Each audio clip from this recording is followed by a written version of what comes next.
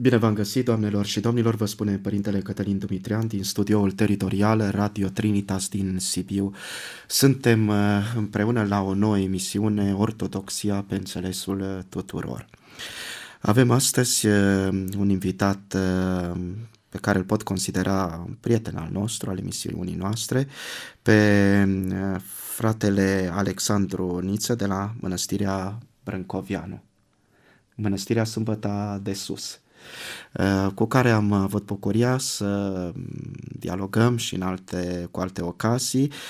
De data aceasta avem un subiect destul de interesant, poate care va atrage cu siguranță audiența sufletească, în primul rând, a celor care sunteți acum lângă un aparat de radio: ortodoxie și reîncarnare. Ortodoxia în fața provocărilor nu numai ale veacului, ci din totdeauna, ale provocărilor religioase, extrareligioase, nici nu știu cum ar fi mai bine să le numim aceste provocări, frate Alexandru. Ortodoxia este dreapta credință și noi trebuie să fim în dreapta ei direcție pe care a stabilit-o Domnul nostru Iisus Hristos și căreia îi suntem credincioși până la sfârșit. Asta înseamnă ortodoxie. Și în privința reîncarnării, pentru că este celălalt subiect, trebuie să stabilim niște lucruri, anume reîncarnarea în perspectiva acelor care mai au încă o aplecare către această greșită idee, înseamnă mutarea sufletului dintr-un trup în altul. Despre asta vom vorbi mai târziu. Acum să precizăm care este perspectiva și adevărul despre suflet în credința noastră creștin-ortodoxă. Și să începem chiar de la facere. Când după cele 5 zile în care Dumnezeu a tocmit și a făcut cosmosul, pământul, stelele, soarele, pădurile, oceanele, plantele, animalele, în a 6-a zi a spus să facem om după chipul și asemănarea noastră. Și l-a făcut pe om din substanțele care erau acolo și a pus în el suflare divină. Suflarea lui Dumnezeu este sufletul. Este scânteia pe care Dumnezeu o aprinde în fiecare persoană care se zămislește în lumea aceasta, chiar în momentul zămislirii. Sufletul, ca și omul, este unic. Nu există nicio mutare dintr-o parte în alta și nici altceva decât unicitatea pe care Dumnezeu o dă fiecăruia dintre noi. Să precizăm, deci, că sufletele nu sunt preexistente, cum a existat și o doctrină greșită înainte de facerea lor propriu-zisă. A existat o doctrină la care Origen și mulți alții au afirmat-o la un moment dat și care a fost înfierată de Sinodul Cinci Ecumenic. Vă referiți, desigur, la ideile lui Pitagora, care au fost preluate de Platon, despre preexistența sufletelor. Pitagora a fost primul care a afirmat acest lucru și apoi Platon a preluat-o și se vorbește în Republica lui Platon, este mitul lui Er, acel luptător care după ce murise, venise ca să spună niște lucruri despre lumea de dincolo. Astea sunt singurele elemente din trecut. Dar e interesant, pentru că ați deschis vorba, de amintit că și dacii din care noi ne tragem au fost influențați prin acele păreri ale zeului Zalmoxis, care a fost, despre Zalmoxis scrie și Herodot și Strabon, și ei afirmă amândoi că Zalmoxis ar fi fost un sclav al lui Pitagora. Această afirmație a lui Herodot și Strabon a fost dezmințită de cercetări recente care afirmă că Zalmoxis a fost într-adevăr un dac, dar care a trăit înainte de Pitagora, deci prin secolul IX înaintea lui Hristos, pe când Pitagora și Platon au venit în secolul 5-4 înainte de Hristos. Dar dacii credeau în existența sufletului și aveau ritualuri de jertfă pentru zeul Zalmoxis, care fusese unul dintre ei. La 5 ani ei se strângeau și puneau ca un fel de un mănânchi de sulițe cu vârful în sus și unul dintre ei, pe care îl alegeau, se arunca cu pieptul în acele sulițe ca o jertfă, ca unul dintre ei care se dedică și se duce la Zalmoxis în lumea cealaltă. Și dacă el murea fericit că Zalmoxis l-a primit, dar dacă nu murea, era pentru ei un semn că nu este primit de zeu. Deci acestea sunt reminiscențele din credințele noastre. Mergând mai departe și trecând peste această perioadă în care Pitagora și Platon și alții după ei au afirmat preexistența sufletelor, să înțelegem ce s-a întâmplat. Ei care au avut aceste credințe le-au luat și din Egipt și din civilizația elenă, pe când datele noastre le avem din dezvăluirea Domnului nostru, Creatorul, care este făcătorul cerului și al pământului, al tuturor văzutelor și nevăzutelor, Tatăl Ceresc, care i-a dezvăluit lui Avraam, în primul rând, și celorlalți proroci, toate câte sunt și care sunt vestite pentru poporul ales și prin poporul ales nouă. Deci, noi suntem pe filiera iudeo-creștină, pe când ceilalți nu au participat la această cunoaștere pe care abia Septuaginta a reușit să o dea celorlalți, când cu 2-3 secole înainte de nașterea Mântuitorului, Vechiul Testament a fost tradus de cei 70 de rabini în limba elenă. Abia atunci ei au avut șansa să descopere creația Domnului nostru Savaot, care era atunci, din care la vremea potrivită, așa cum au anunțat și prorocii și David, s-a întrupat în chipul Domnului nostru Iisus Hristos.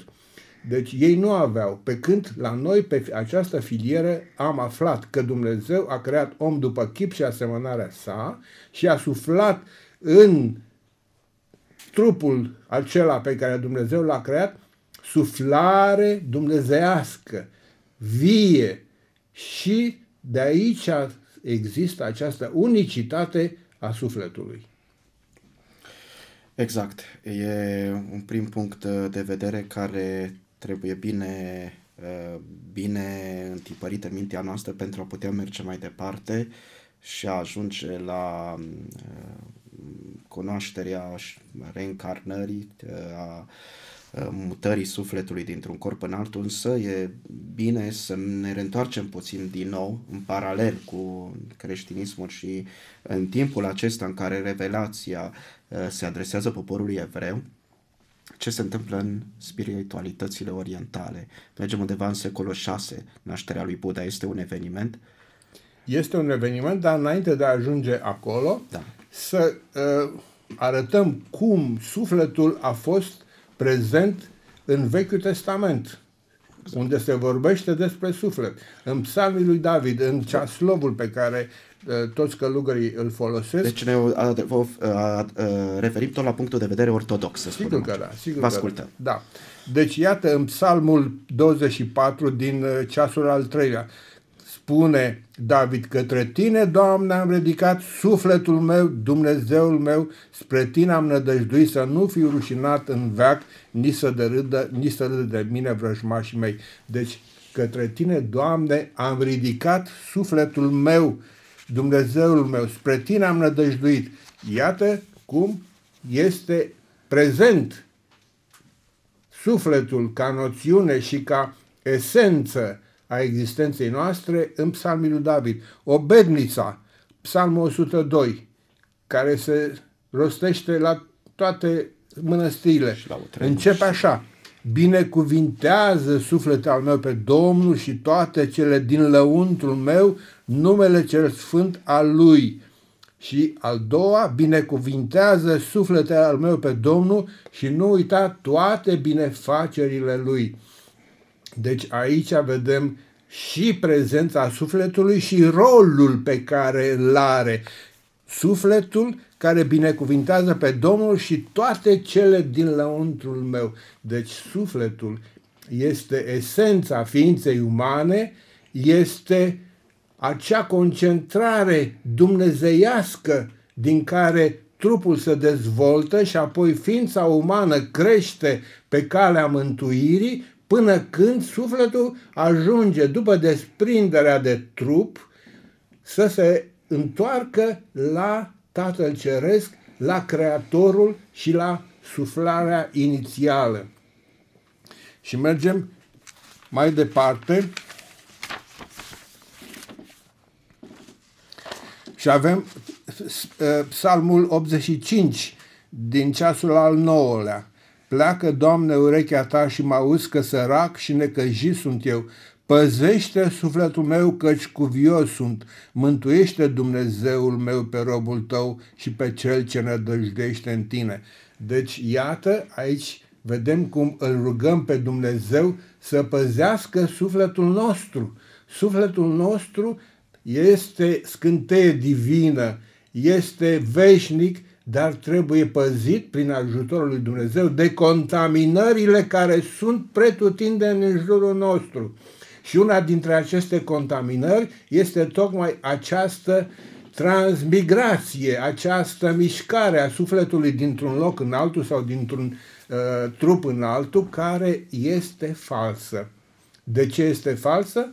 Pentru că ei, în acele concepții pe care le-au avut, nefiind influențat și neavând cunoștință de descoperirea pe care Dumnezeu a făcut-o prin poporul ales, fiind în partea cealaltă a globului, în Asia și în India și în zona aceea din estul Asiei, a venit acolo altcineva care le-a pus în minte altceva decât adevărul pe care noi îl știm și este stabilit. Pentru că ei cred, așa cum a spus mai devreme, budiștii, dar înainte de ei hindușii, cred că sufletele există undeva într-un spațiu necunoscut și de neexplicat și din acel loc ele vin în sufletele oamenilor și în trupurile oamenilor și de acolo transmigrează într-un loc sau altul, într-o ființă sau alta. Mai bătrânește, mai pe înțeles. Ele au totuși statutul de creat. Sunt create, să stabilim lucrul acesta și în concepția lor, nu sunt necreate. Dar Dumnezeu sau Creator, sau cum spun ei, le lasă o perioadă la naftalină sau într-o stare înainte de a le trimite în corpuri. Să înțelegem lucrul acesta? Da, acum trebuie să observăm un lucru. Noi avem Sfânta Treime, Tatăl, Fiul și Duhul Sfânt. Există și la ei o treime care este formată din Brahma, Vishnu și Shiva. Dar acel Brahma este generat de Brahman. Brahman este universul în totalitatea lui, care are esența din care izvorăsc și rezidă tot ce există. Dar e o persoană, Brahma? Brahman, în sensul personalismului Părintelui Stăniloae, sau așa să înțelegem. în sensul nostru, este inteligența universală și poate fi socotită și din perspectiva asta un fel de persoană. O ipostaziere, dar Brahma este cel care este reprezentantul în așa zisa treime hindusă, creatorul. După care al doilea este Vishnu, care este cel care păstrează, care ține. Deci cum este la noi Pantocratorul. Da. Iar Shiva este distrugătorul. În limba sanscrită, Shiva înseamnă distrugător, cel care distruge. Și din Shiva a fost, în ultimul timp, a existat și a ieșit o altă încarnare a lor care se cheamă Krishna. Și Krishna, în traducere din sanscrită, înseamnă cel negru. Krishna înseamnă cel negru. Și mai există încă o zeitate în acest context care se vede distrugător și cel negru, anume Kali. Kali este principiul feminin al procreației, consoarta lui Shiva, care este reprezentată în multe ipostazuri, fie statui, fie picturi, într-o femeie aproape dezbrăcată, cu un șirag la gât, alcătuit din ce? Din cranii omenești ale celor care au căzut în stăpânirea ei a desfrânării și a păcatului. Ea are acele... Și Kali înseamnă cea neagră. Cea neagră. Și fiindcă am ajuns aici, la aceste adevăruri, care pot fi găsite de oricine în dicționare și în cărțile despre hinduism și despre budism, e bine să vedem cum în secolul trecut și la sfârșitul secolului XIX, toate aceste idei au emigrat din India, din subcontinentul indian, în Europa, datorită faptului că acele locuri deveniseră colonii britanice. Și circulația dintre Anglia și Imperiul Britanic a fost foarte puternică, nu numai în ce privește ceaiurile și podoabele, dar în privința ideilor. Și să nu uităm că, de exemplu, Gandhi a fost și el unul din acești hinduși și el credea în reîncarnare, dar el a introdus și el și alții alți termeni, anume Bhakti.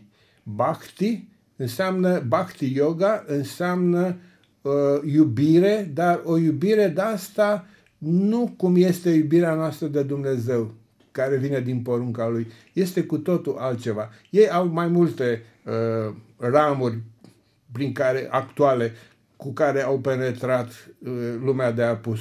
În primul rând cu yoga, cu Hatha yoga la început cu exerciții fizice și poziții din astea în care se produc anume tensiuni în anume zone ale trupului care ar crea în punctele de concentrare energetică pe care ei le numesc chakrasuri, anume tensiuni care s-ar conecta cu energiile care sunt în exteriorul lor.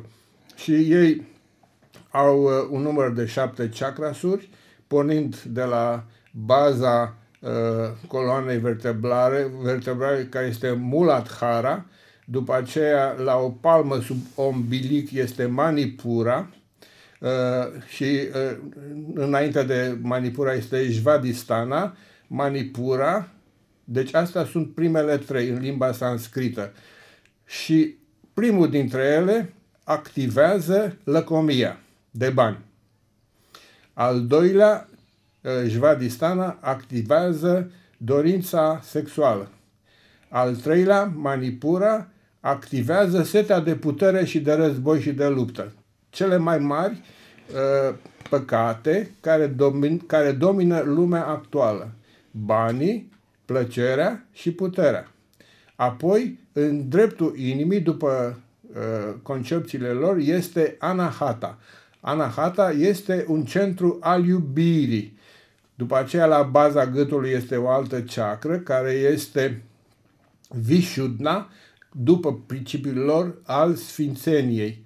În mijlocul frunții este Ashna chakra, a sfințenii superioare, și sus, în creștetul capului, Sahasrara. Sahasrara, care se referă la Creator, la Brahma, cel mai de sus. Și după aceste principii, ei au reușit să penetreze cultura occidentală, mai ales în Statele Unite, dar și în Europa, dar mai mult în Statele Unite, și să-i aducă pe mulți oameni la pierzanie. Și asta cu ajutorul acestor concepții care le-a dat posibilitatea oamenilor să zică: puteți să luați droguri, puteți să faceți orice, libertate totală, să aveți bucurie, împreunați-vă între voi cum vreți, cum au făcut și poporul evreu când Moise era sus pe munte și Aron a rămas jos și au zis lui Aron: Moise nu mai vine, fă-ne un vițel, cum aveam vițelul lui Apis din Egipt, ca să îi jertfim lui și să ne bucurăm. Și ce înseamnă asta? După jertfă înseamnă beție și desfrânare. Deci cam aceleași nivele de de jos nivel al existenței noastre. La fel s-a întâmplat și acolo. Și mai mult decât atât, ei socotesc că după viața care se termină inevitabil, sufletul iese din om și aici apar niște termeni noi, tot în sanscrit, anume karma și samsara. Samsara este un termen japonez, pentru că și japonezii au adaptat ceva din budism, dar în sanscrită este moksha. Moksha sau karma este termenul care explică următorul lucru. Faptele din viața omului se socotesc la sfârșit.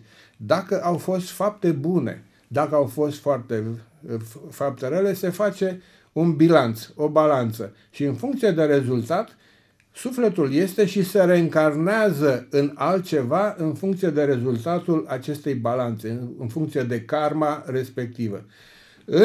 Karma, deci este bilanțul, să zicem. Karma este rezultatul bilanțului, a faptelor omului din toată viața, cuvinte rele, toate câte le face omul în viața lui se strâng acolo, într-o zonă care se cheamă coșa. Coșa este un înveliș al trupului nevăzut, unde sunt toate scrise acolo. Cum la noi știm că și îngerul scrie fiecare pas pe care îl facem la biserică și așa mai departe. Asta este în viața lor. Pentru că mai sunt 2 minute din această emisiune care va continua, Ortodoxia pe înțelesul tuturor, discuția noastră va continua în emisiunea viitoare. Să precizăm totuși un punct. Ați spus că este o balanță. Da. Aceasta înseamnă că au și ei o tablă de valori morale, niște principii ca să distingă binele de rău? Există în dogmatica lor, să zicem așa. O au teoretic, dar practic toți rămân la nivelul de jos și există, atunci când ies din aceste presupuse reîncarnări succesive, unii se duc în nirvana, alții stau jos încă mult timp. Dar ce vreau să mai spun înainte de a încheia este faptul că nu se poate gândi cineva că un om, după ce a murit, trupul lui, sufletul lui se duce într-un șoarece sau într-un elefant și iau să închină unui elefant pe care îl cheamă Ganesha sau maimuței sau vaca sacră. Pentru că Dumnezeu a zis să facem om după chipul și asemănarea noastră, nu după chipul și asemănarea elefanților și a lotusului. Deci iată unde au ajuns ei. Noi să le avem pe cele ale Domnului nostru, Creator, al Tatălui Ceresc, și despre acestea să vorbim ca despre niște lucruri care sunt în altă parte, în altă zonă și care sunt o clară înșelare a celui care este, cum v-am spus, Shiva, distrugătorul, vrăjmașul, care este Krishna, cel negru, care știm cine este cel negru, sau care este Kali, cea neagră, care înșală și duc oamenii la pierzare. Mulțumim, oprim discuția din lipsa spațiului de timp aici, însă ne bucurăm de prezența fratelui Alexandru Mihail Niță. În același timp este viețuitor la mănăstirea Brâncoveanu Sâmbăta de Sus, dar continuă să scrie, să vorbească despre ultima carte Paradisiaca Alergare. Am vorbit chiar în acest studio, pentru că am primit din nou apeluri, telefoane, unde se poate găsi această carte. Poate ne spuneți chiar dumneavoastră la această oră unde pot radioascultătorii să o găsească și să o aibă în casele lor. În București, la Librăria Sofia sau la Pangarul de la Mănăstirea Sfântul Antim și în toate orașele mari ale țării, în biblioteca principală. Dacă nu, se poate da un telefon la Supergraf și din orașul respectiv și acolo se pot da informații. Distribuția se face prin Supergraf. Vă mulțumim. Paradisiaca expediție, da. Paradisiaca expediție, da. Ne gândeam la alergarea noastră spre Împărăția Cerurilor. Ei, uneori e ca o expediție, alteori Dumnezeu le rânduiește, iată, prin mărturisire, prin dragoste și prin bucuria de a cunoaște cât mai multe lucruri, să ne luminăm mințile și să aflăm atâtea lucruri interesante, cum a fost și această emisiune. Vom continua în următoarea emisiune Ortodoxia pe înțelesul tuturor. La microfon a fost Părintele Cătălin Dumitrian, alături de mine în studioul tehnic a fost Ștefan Ioan. Deci de la Sibiu vă spunem la revedere.